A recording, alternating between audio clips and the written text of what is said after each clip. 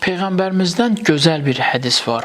O hədis bizim bütün həyatımızı əhatə etmək gücündədir. O hədisin haqqında müzakirə edəcəyik və müzakirəmizdə bəlli olacaq ki, Peyğəmbərin buyurduğu, deyəcəyim bu hədis bizim həyatımızda nə qədər əhəmiyyətlidir. Peyğəmbər buyurur ki, ən üstün əməl o əməldir ki, ən gözəl əməl o əməldir ki, Allaha görə sevəsən və Allaha görə də qəzəb bəsləyəsən.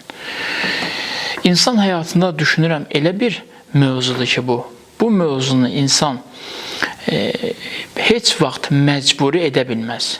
Məcburi olaraq bir nəfəri sevməyə bacarmayacaq insan və məcburi olaraq bir nəfərə qəzəb bəsləyə bilməyəcək. Hər hansı bir insan öz daxili xarakterinə görə, öz yanaşmasına görə, düşüncə tərzinə görə ya sevməyi bacarır, ya əksi olaraq həmin şəxsə və yaxud da bir topluma qəzəb göstərməyi bacarır. Şəriət dili ilə desək, bu əməlin adı təvəlla və təbərradır. Allah dostları ilə dost olmaq, Allah düşmənlərindən həmişə uzaqda qalmaq. Onlara qəlbi yaxınlıq şəraiti yaratmamaq. Niyə görə Peyğəmbər buyurdu ki, ən üstün əməl bu əməldir və ən gözəl əməl, qəbul olunmuş əməl bu əməldir? Allaha görə sevmək və Allaha görə qəzəblənmək.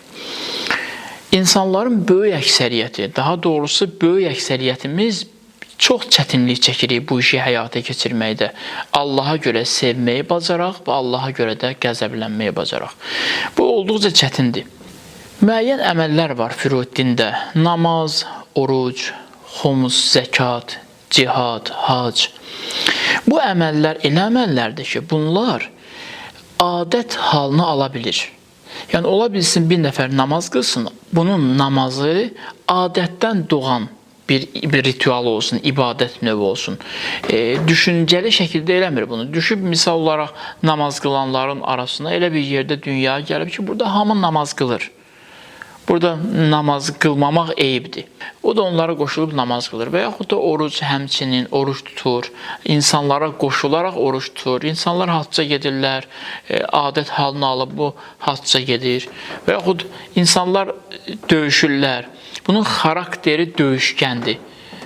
Bu vuruşmağı xoşlayan adamdır. Şəxsi istəkdir onun vuruşmaq. Vuruşmağı xoşlayan adamdır və bu da vuruşur. Bunlar hamısı adət çərçivəsinə daxil ola bilir. Amma Allaha görə sevmək isə heç bir adətə uyğunlaşmır. Diqqət edirsiniz, Allah Quran-ı Kərimdə buyurur ki, biz sizi ayrı-ayrı millətlərə, xalqlara böldük ki, sizi imtihan edək. Yəni, sən hər hansı bir millətdən, xalqdan olursansa ol, sənin daxili aləmin hansı xarakterli bir cəmiyyətə sevgisi varsa, məhəbbəti varsa, o üzə çıxacaq. Biz sizi ayrı-ayrı millətlərə və xalqlara böldük ki, sizi imtihan eləyək. Allah bizi buna görə fərqli yaradıb və bizi fərqli yaratdı. Bu fərqliliyin içində Allah bizim ürəyimizi, ruhumuzu ölçəcək. Bu adəti üzrə təəssübkeşlikdən sevir və təəssübkeşlikdən razılaşır. Yoxsa təəssübkeşlik deyil bunun məsələsi. Bunun üçün seviləcək şəxsin dəyərin meyarı Allaha görəlidir. Əgər Allaha görədirsə, Allah bu işdən razıdırsa sevəcək, Allah bu işdən razı deyilsə sevməyəcək. Quran-ı Kərim buyurur ki, Muhammedun Resulullah, Muhammed sallallahu aleyhi və aleyhi və səlləm Allahın göndərdiyi elçisidir. Sonra buyurur ki, Əlləzinə məhu, onlar ki, Peyğəmbərlə birgədirlər. Diqqət edin. Bugün də Peyğəmbərin gətirdiyi Quran var və bu Quran ayəsi ta qiyamətə qədər davam edir. Onlar ki, Peyğəmbərlə birgədirlər, bunların necə xüsusiyyətlər olmalıdır? Bunlar hansı keyfiyyətə malik olmalıdırlar? Bunlar kəlmə-i şəhadət desələr bəs eləyir? Xeyr. Bunlar namaz qılsalar kifayətdir bu? Xeyr. Bunlar hacca getsələr, hər il hacca getsələr bəs eləyir, infaq eləsələr, ehsan süfrələri açsalar, bəs eləyir bu, kifayət eləmir. Bu işlərin heç biri kifayət eləmir, bizim Peyğəmbər yolunda olub olmamağımızı bəlli eləsin. Bunların heç biri bizim Peyğəmbərə nə qədər yaxın olub olmamağımızı bəlli eləmir. Bunlar meyar deyirlər. Bəs meyar nədir? Meyarı Quran-ı Kərim təqdim edir. Buyurur ki, Muhammed salavatullah Allahın göndərdiyi elçidir. Əlləzinə məhu, onlar ki Peyğəmbərlə birgədirlər, onların iki xüsusiyyəti olmalıdır. İki xasiyyətləri olmalıdır onlara. Bu əsas prinsipdir. Ondan sonra bu xüsusiyyətlərin üzərində hər hansı bir keyfiyyətlər, üstünlüklər düzəcəksə başqa məsələdir. Amma köklü məsələ bundan ibarətdir. Mən Peyğəmbər ümmətiyəm ifadəsinin həqiqətini bu deyəcəyim Quran ayəsidir, həll eləyir. Onlar Allahın düşmənləri ilə həmişə sərt olarlar, ya qəlbləri ilə, ya dilləri ilə, ya hər hansı bir fiziki hərəkətləri ilə. Onlar Allah düşmənləri ilə köklü olaraq həmişə mübarizə halındadılar. Onlar Allah düşmənləri ilə heç vaxt razılaşa bilməzlər. Çünki onlar Allaha görə sevir və Allaha görə qəzəblənirlər. Əgər Allaha görə sevir və Allaha görə qəzəblənirsə, heç bir səbəb ola bilməz ki, bu Allah düşməninə məhəbbət bəsləsin. Əgər Allah düşməninə məhəbbət bəsləyirsə və eyni zamanda yenə deyirsə ki, mən Allaha görə sevirəm və Allaha görə qəzəblənirəm, bu deməkdir ki, bunun bu işlətdiyi ifadə yanlışdır. Bu ifadənin həqiqəti yoxdur. Allaha görə qəzəblənirsə, Allaha görə sevirsə, heç vaxt Allah düşmənini sevə bilməzdi. Misal olaraq Quran-ı Kərim münafiqləri, yəni iki üzlüləri, onların qəlbləri ilə dilləri eyni deyil. Qəlbləri ayrıdır, dilləri ayrıdır. Allah Quran-ı Kərimdə münafiqləri ona görə münafiq adlandırır ki, bir dəstəni ona görə münafiq adlandırır. Ona görə onları ikiyüzlü adlandırır ki, çünki onların danışdıqları sözlər, işlətdiyi ifadələr Allahdır. Onlar hacca da gediblər Peyğəmbər zamanında, onlar Quran da oxuyublar, onlar namaz da qılıblar, amma onların qəlbləri həmişə Allah düşmənlərinin yanında olub. Bugün də dünyada var. Namaz da qılırlar, Quran da oxuyurlar, oruc da tuturlar, hacca da gedirlər. Bu ritualları hamısını yerinə yetirirlər. Amma hər hansı bir vəziyyət yarananda, çətinlik yarananda artıq ki, orada ələnmə baş verir. Orada görürsən ki, onların qəlbləri Allah düşmənləri ilə döyünür. Allah dostlarını qoyublar, Allah düşmənləri ilə münasibət qururlar. Bu ciddi məsələdir. Bizim namazımızın, bizim orucumuzun, bizim haccımızın mahiyyətini bizim Allahın dostları ilə dost olmağımız və düşmənləri ilə düşmən olmağımız təsdiqləyir. Əgər bunlar yoxdursa, məlum məsələdir ki, bizim namazımızın mahiyyəti yoxdur. Peyğəmbər buyurduğu kimi, nə çox namaz qılanlar var ki, onlara oturub durmaqdan başqa bir şey qalmayacaq. Ona görə Quran belə təqdim edir. Quran buyurur ki, onlar ki, Peyğəmbərlə birgədirlər. Yəni, dünən də Peyğəmbərlə birgə olanlara aiddir, bugün də Peyğəmbərlə birgə olanlara aiddir və sabah da Peyğəmbərlə birgə olanlara aid olacaq bu ayə. Onlar ki, Peyğəmbərlə birgədirlər, onlar kafirlərə qarşı Allahın ayələrinə, Allahın bəndələrinə meydan oxuyanlara qarşı sərtdirlər, sərt mövqedə dururlar. Onlarla heç vaxt razılaşmayacaqlar. Bunların ki, qəlblərində Allah məhəbbəti var, Allah sevgisi var. Artıq bu qəlb o kafirləri heç vaxt bəyənməyəcək. Əgər razılaşırsa və özü də ifadə işlədirsə ki, mən Allahı sevirəm, məlumdur ki, bu cümlə yalandır. Əgər Allahı sevirsənsə, necə oldu sənin qəlbin Allah düşməni ilə uyğunlaşdı? Necə uyğunlaşa bilər bu? Mümkün deyil. Quran deyir, bu mümkün deyil. Peyğəmbərlə birgə olanın əsas xasiyyəti bundan ibarət olmalıdır. Bu təməl prinsipdir. İslamın təməl prinsipi. Əgər bu yoxdursa, gündüzləri orucluqdan, oruc tutmaqdan, taqətdən düşsə, gecələri ibadət eləməkdən, ayaqları ağrısa, bədəni əziyyətə düşsə belə, ondan heç bir şey qəbul olunmayacaq. Çünki əsas təməl prinsip bunda yoxdur. Allahın düşmənləri ilə düşmən olarlar, Allahın dostları ilə həmişə dost olarlar. Deməli, Peyğəmbərlə birgə olanlar kafirlərə qarşı sərt, ruhəməu beynəhum. Amma möminlər öz aralarında, müsəlmanlar öz aralarında bir-birinə həddən artıq mehriban olarlar. Bir-birlərinin səhvlərini mərhəmətlə qarşılayarlar və gözəlliklə, mərhəmətlə bir-birlərinin səhvlərini düzəltməyə çalışarlar. Əgər bu yoxdursa, möminlərə qarşı qıcıqlıdırsa bir insan, müsəlmanlara qarşı qıcıqlıdırsa, müsəlmanlara qarşı sərt mövqeydədirsə, amma aşkar olan Allah düşmənlərinə qarşı mülayim mövqeydədirsə, bəllidir ki, bunun İslamla heç bir əlaqəsi yoxdur. İslam dinindən buna pay düşən ya ritualları həyata keçirməkdir, yaxud da İslamdan həyatını düzgün özü üçün, öz mənfəəti üçün daha doğru qura bilmək üçün işlətdiyi kəlmələrdir. Əşhədü ən la ilahə illallah deyəcək, Peyğəmbərin adını deyəcək, Peyğəmbərin hədislərindən istifadə edəcək. Allah bunları qəbul etmir. Münafiqin surəsində olmalıdır. Səhv etmirəmsə, münafiqlər gəlir deyirlər ki, Peyğəmbərə, Peyğəmbər biz şəhadət veririk ki, sən Allahın rəsulusan. Diqqət edin, çox dəqiq danışır Quran-ı Kərim.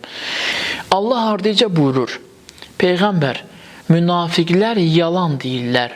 Allah şahiddir ki, sən onun rəsulusan. Deməli, kəlmə etibarilə, ifadə etibarilə eyni ifadədir. Onlar da demişdilər, Peyğəmbər, sən Allahın rəsulusan. Allah da buyurdu ki, Peyğəmbər, Allah şahiddir ki, sən Allahın rəsulusan. Fərq nə oldu? Fərq buydu ki, onlar dildə işlətdiyi kəlməni, cümləni Allaha xatir işlətməmişdilər. Ürəkdən deməmişlər o sözü. Hər hansı bir mənfəət üçün o ifadədən istifadə etmişlər. Özlərini Peyğəmbərin yanında gözəl göstərməyə çalışırdılar ki, Peyğəmbərə daha rahat, daha gözəl şəkildə zərbə vura bilsinlər. Bu bundan ötürü idi. Amma onların qəlbləri kimlə idi? Onların qəlbləri kafirlərlə idi. Onların ürəkləri onlarla döyünürdü.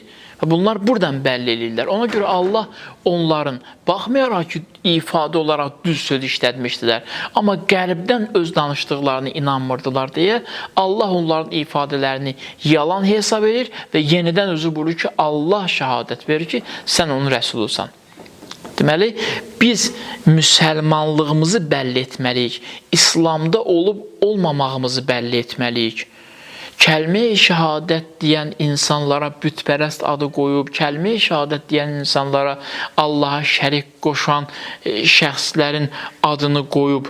Amma bütün müsəlmanlara qarşı bədbin olan insanlara, qəzəbli olan insanlara ürək bəsləyən insanların dindən danışmasının heç bir əhəmiyyəti yoxdur. Artıq bəlli elədi bu kimdir.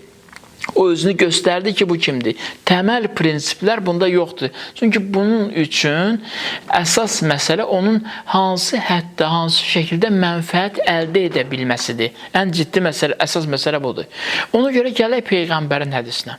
Peyğəmbər buyurur ki, ən düzgün iş, ən qəbul olunmuş əməl Allaha görə sevmək və Allaha görə də qəzəb bəsləməkdir. İmam Hüseyin əleyhissalamın ziyarətnaməsində oxuyuruq ki, İnni silmun limən sələməkum və harbun limən harabəkum. Ya Abdillah, biz səninlə sülh edənlə həmişə sülhdəyik, səninlə müharibə edənlə bütün düşüncələrimizlə, bütün yaşayışımızla, bütün ruhumuzla həmişə mübarizədəyik. Niyə mübarizədəyik? Çünki səninlə sülh edən, səninlə mehribanlıq eləyən Allaha görə eləyirsən, Allah dostusan, səninlə müharibə eləyən Allahdan qəzəblidir. Allahın əlindən yığıb və səndən çıxır. Ona görə də bu Allaha görə olmadığı üçün biz səni sevirik və Allaha görə sevdiyimiz üçün sənin düşməninlə həmişə düşmənik. Allahümmə ec'əl məhyaya məhya Muhammedin və ali Muhammed və məmati məmatə Muhammedin və ali Muhammed.